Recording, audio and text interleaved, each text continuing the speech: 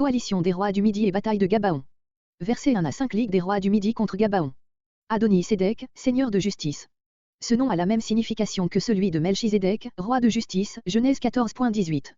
C'était le titre que se donnaient les rois de Salem, paix, ou de Jérusalem, résidence de paix. Ces noms provenaient peut-être de la sécurité qu'inspirait à ses habitants la force de cette place presque imprenable. Verset 3. Hébron, voir Genèse 13.18. Jarmuth, aujourd'hui Jarmuth au sud-ouest de Jérusalem, sur le chemin d'Asdo. Lékis, voir à Ésaïe 26.2, à 80 km au sud-ouest de Jérusalem, près du torrent d'Égypte, fortifié par Roboam, une chronique 11.9, assiégé par Sentchérib, 2 rois 18.14, et par Nebuchadnezzar, Jérémie 34.7, habité de nouveau après le retour de l'exil, Néhémie 11.30, ainsi que Jarmuth. Églon, au nord de Lékis, sur le chemin de Jérusalem à Gaza, aujourd'hui à Dian. C'étaient donc tous les rois du Midi de Canaan. Le but de cette coalition n'était pas, pour le moment, d'attaquer Josué, qui se trouvait plus au nord, mais de profiter de son éloignement pour punir Gabaon d'avoir fait la paix avec lui et occuper cette position importante qui n'était qu'à une dizaine de kilomètres de Jérusalem, vers le nord. La coalition plus générale mentionnée Josué 9.1 avait une toute autre portée, elle était destinée à écraser Josué lui-même et son peuple. Verset 6. Verset 6 à 11. Victoire de Gabaon. Gigal. Voir Josué 9.6, note. Verset 7. Monta. Gabaon est plus élevé que Gigal, dont elle est éloignée d'environ 20 km. Verset 10. Israël les poursuivit. De Gabaon à la haute Beth-Horon, vers le nord-ouest, il y a 2 bonnes heures, le chemin monte presque constamment. C'est ce que le texte appelle le chemin de la montée de Beth-Horon. Jusqu'à Azekah et à Makeda. Ces noms indiquent le terme de la poursuite. Azekah est situé sur le versant occidental du plateau, entre Beth-Horon et la plaine. Makeda est tout à fait dans la plaine. Verset 11. La descente de Beth-Horon. Josué poursuivit les Cananéens jusqu'à la haute Beth-Horon. Là s'ouvre un défilé très étroit et très raboteux, descendant jusqu'à la basse Beth-Horon. C'est dans ce défilé que les Cananéens furent surpris par une pluie de pierres, dans laquelle les uns voient une pluie de gros grêlons, d'autres une chute d'aérolite. La seconde manière de voir permettrait de prendre le mot de pierre au sens propre. Néanmoins, comme une grande partie des Cananéens réussit sans doute à atteindre la plaine, il était à redouter que, si l'on ne pouvait les atteindre à temps, ils ne parvinssent à se réfugier dans les villes fortifiées du bas pays et à prolonger leur résistance. C'est là ce qui motive la prière de Josué. Verset 12. Versets 12 à 15. Ces versets sont généralement envisagés comme provenant d'un autre document que ceux qui précèdent. L'auteur de ce document en appelle à un écrit plus ancien, intitulé le Livre du Juste. Le mot alors est expliqué par les mots, dans la journée où l'Éternel livra, il prend donc un sens plus général, ce fut en cette circonstance, et non pas en ce moment. À l'Éternel, c'est à lui qu'il s'adresse d'abord, après cela seulement, quand il fut certain de l'exaucement, il parla au soleil. En présence d'Israël, en élevant la main vers les astres à la vue de toute l'armée, sans crainte de se compromettre ou de compromettre Dieu lui-même par une telle prière. Sur Gabaon. Le soleil était au zénith sur Gabaon. C'était donc le milieu du jour. Josué avec l'armée se trouvait déjà à l'ouest de la ville, poursuivant l'ennemi. L'après-midi paraît à Josué insuffisante pour la tâche à remplir. Sur la vallée d'Ajalon. À l'issue du défilé qui descend dans la plaine, de la haute à la basse Beth-Horon, se trouve encore aujourd'hui 8 villages du nom de Jalo. C'est au-dessus de cette localité, située au loin à l'ouest que la lune, non encore couchée, apparaissait à Josué descendant vers l'horizon. Verset 13. Et le soleil s'arrêta. Le livre dont ce passage est tiré était de nature poétique. On le reconnaît aux expressions employées dans le texte, ainsi qu'au parallélisme des membres de phrases. Le mot s'arrêta est expliqué par l'expression qui suit, ne se hâta point de se coucher, laquelle semble indiquer un ralentissement plutôt qu'un arrêt complet de la marche du soleil. N'est-ce pas ce qui est écrit? Le livre du juste, Jaschar, était probablement un recueil de poésie populaire dans lesquelles étaient célébrées les délivrances merveilleuses accordées à Israël. Car c'est sans doute ce peuple qui est désigné par le mot le juste. Ce livre est de nouveau mentionné de Samuel 1.18, à l'occasion du cantique de David sur la mort de Saül et de Jonathan, qui y était aussi inséré. Nous ignorons quel était son rapport avec le livre analogue intitulé Livre des guerres de l'Éternel, Nombre 21.14.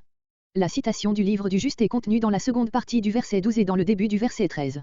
Ce qui suit, fin du verset 13 et verset 14, est une réflexion de l'auteur du document que cite le rédacteur de notre livre. Presque un jour entier. Les Israélites n'avaient d'autre moyen de mesurer le temps que le cours du soleil et de la lune, qui ne pouvait dans ce cas-ci servir de mesure. Ces mots expriment donc seulement l'impression éprouvée par le peuple. Verset 14. Car l'Éternel combattait. Le caractère unique de ce jour provient du fait que l'Éternel tenait le parti d'Israël. Verset 15. Au premier coup d'œil, ce verset paraît signifier que dès le lendemain de ce jour Josué retourna à Gigal. Mais l'expédition racontée versets 16 à 42 se rattache immédiatement à la défaite de Gabaon et ce n'est qu'à la suite de cette campagne qu'il est dit, verset 43, que Josué et le peuple retournèrent à Gigal. Ces mots, qui anticipent ce même retour étaient donc la clôture du récit dans le document d'où a été tiré l'épisode versets 12 à 14. Il y a 3 manières d'envisager ce récit. La première le prend à la lettre en ce sens qu'un arrêt ou un ralentissement de la rotation de la Terre produisit un arrêt ou un ralentissement apparent dans la marche du Soleil et de la Lune. On cite en faveur de ce sens un grand nombre de récits de jours ou de nuits plus ou moins prolongés dans les traditions des peuples de l'Orient et de l'Occident. Le phénomène ainsi compris pourrait être mis en relation avec la pluie de pierre envisagée comme une chute d'aérolite provenant de corps célestes dont la proximité aurait ralenti pour un certain temps le double mouvement de la Terre et de la Lune. Mais les objections scientifiques contre un pareil phénomène sont si puissantes que peu de personnes sans doute envisageront cette explication comme admissible. On a donc recouru à un phénomène d'optique. Dieu, par une cause à nous inconnue, aurait prolongé la clarté du jour. Harper, Bible and Modern Discoveries, page 160, cite des cas où, après un violent refroidissement de l'atmosphère par un orage de grêle ou par une autre cause, comme dans les régions polaires, le soleil est resté visible lors même qu'il se trouvait en réalité à 1 degré au-dessous de l'horizon. Si ce phénomène lui-même paraît inconcevable, il ne reste qu'à admettre avec la plupart des interprètes actuels que le livre du Juste dans son langage poétique, avait employé des expressions figurées pour dire qu'Israël avait consommé la défaite des Cananéens avant la cessation du jour et que l'auteur du document dont un fragment a été inséré dans notre récit, avait pris ces expressions à la lettre en y voyant, non la rapidité merveilleuse de la victoire, mais la prolongation miraculeuse du jour lui-même. Il nous serait difficile de choisir entre ces différentes manières de voir. Nous ferons seulement remarquer qu'il n'est jamais fait allusion à ce miracle dans le reste des Écritures. On peut trouver dans Ézéchiel 38.22 une allusion à l'orage de grêle, voir ce passage, note, mais Habakkuk 3.11, qu'on a parfois cité comme faisant allusion à l'arrêt du soleil et de la lune, ne nous a pas paru renfermer rien de semblable. Verset 16. Verset 16 à 27 Fuite et mort des 5 rois. Verset 19. Josué ne voulait pas que le peuple s'arrêtât dans la poursuite des ennemis sous prétexte que leur roi était pris. Verset 20. Cette restriction prouve qu'il faut se garder de donner partout une valeur absolue au mot extermination et à d'autres semblables. Verset 21. Dans le camp. Ces mots manquent dans les Septante. En tout cas ils ne peuvent désigner qu'un camp provisoire en comparaison de celui de Gigal. Remue à la langue, Exode 11.7. Verset 22. L'exécution des 5 rois eut lieu le lendemain, comme cela paraît ressortir du verset 26. Verset 24. La mise à mort des rois est précédée d'un acte qui doit donner au chef du peuple de vifs sentiments de la domination qui est désormais assurée à Israël sur les Cananéens et sur leurs rois, Ésaïe 51.23, Psaume 110.1. Verset 27. Voir Josué 8.29, Deutéronome 21.22. Verset 28. Verset entre 28 et 29 prise de 6 forteresses. Pour Maqueda voir verset 10. Ce jour-là, le jour de l'exécution des 5 rois. Tous les êtres vivants, les animaux non compris, autrement cette ville et les suivantes auraient été traitées comme Jéricho, ce qui n'est dit que de leur roi. En réalité elles furent traitées comme Haï. Verset 29. Libna. Voir Ésaïe 37.8, note. Verset 31. Lékis, voir Ésaïe 36.2, note. Ici il n'est pas parlé du roi, car il avait déjà été mis à mort, verset 26. Verset 32. Le second jour, après l'arrivée devant la ville. Verset 33. Gézer, à la frontière sud d'Éphraïm, ville lévitique qui fut plus tard conquise par le roi d'Égypte, puis cédée à Salomon, un roi 9.16. Josué ne s'empara pas de cette ville dont il venait cependant d'exterminer une armée devant l'Ékis. Elle resta habitée par des Cananéens, Josué 16.10, que les Israélites ne dépossédèrent pas. Verset 34.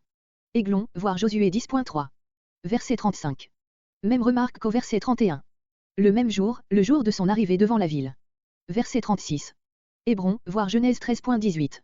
Son roi, le fils du roi qui avait été tué à Maqueda et auquel il avait immédiatement succédé. Cette expédition avait pris un certain temps. Une partie des villes dont la prise est ici racontée restèrent la propriété des Israélites, mais d'autres, Hébron, Débir, furent probablement réoccupées, après le retour des Israélites à Gigal, par les peuplades auxquels elles avaient appartenu. Verset 38. Se retournèrent contre Débir. Pour aller d'Aiglon à Hébron, les Israélites avaient cheminé, de l'ouest à l'est. Or comme Débir, aujourd'hui Dilb, était à 8 km au sud-ouest d'Hébron, ils durent, pour s'y rendre, changer de direction. Ce sont là de petits détails, tels que celui du roi de Gézer venant secourir l'Ékis, la non-mention de la prise de Jérusalem et de Gézer, etc., qui prouvent que ce récit n'est pas fait sur un patron arbitrairement taillé, mais repose sur l'histoire réelle. Verset 40. Verset 40 à 43 Retour à Gigal. Verset 41. Kadès Barnéa, à la frontière sud de Jude, Josué 15.3. Gaza, dans la plaine de la Philistie. Goshen. Comme il est parlé Josué 15.51 d'une ville de Goshen dans la partie méridionale de la montagne de Jude, il est probable qu'il s'agit ici de la contrée dépendant de cette ville. En une fois, dans une seule expédition, dont nous ignorons la durée. Verset 43. Voir au verset 15. À Gigal, celui du nord, Gilgelia. Voir Josué 9.6, note.